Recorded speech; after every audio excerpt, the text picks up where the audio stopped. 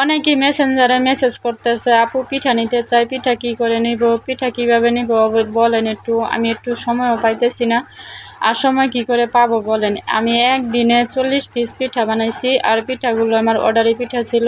একই সাইজের পিঠাগুলো তোমাদের সাথে শেয়ার করতেছি, আর ওগুলো করি নাই, কারণ ভিডিও কত করা যায় বলো তো।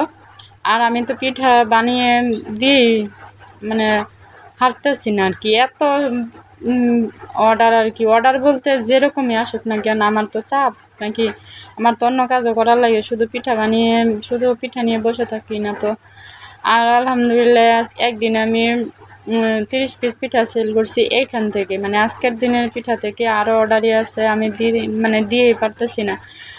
আমি তো বুঝতেই পারতেছি না যে অনলাইনে কখন দিব। যে আমাদের চারপাশে আমার আত্মীয় স্বজন যা আছে, মনে করেন যে চারপাশে গ্রামে যারা জানে তাদের দিয়ে আমি ফুল পেতেছি না, আমি কি করে অনলাইনে দিব। অনেকেই বলতেছে যে আমি তো মেসেজে রিপ্লাই দিতে পারতেছি না, বয়ে যে আমি অর্ডার দিব কীভাবে। এই জন্য কেউ রাগ করবেন না অবশ্যই। আর অবশ্যই আমি বলবো বিস্তারিত জানতে, আমি অবশ্যই বলবো আপনাদের। আর আমি নতুন করে একটা পেজ খুলছি, এই পেজের নাম হচ্ছে হাসিনা আক্তার শৌখিন ফুড ফ্যামিলি গাজীপুর।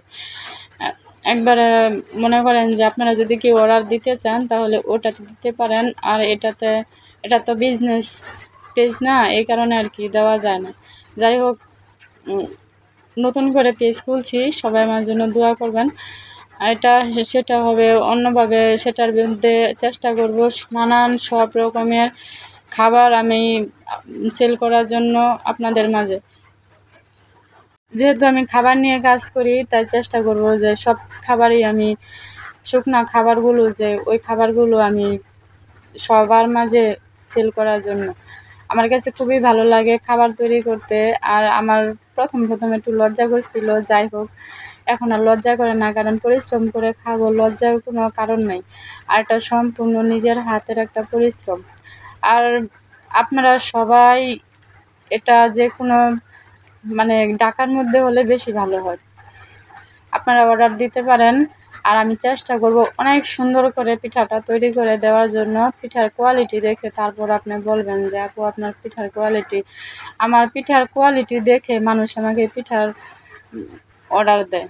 এখন বুঝতে পারেন যে আমার পিঠাটা মানুষ কত পছন্দ করে, আর খেতেও কিন্তু খুব ভালো। যাই হোক, যেরকম পারি মাশাল্লাহ অনেক সুন্দর হয়। এত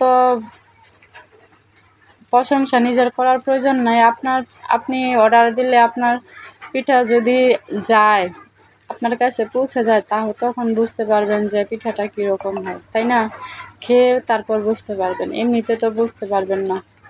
সবাই ভালো থাকবেন, আল্লাহ হাফেজ।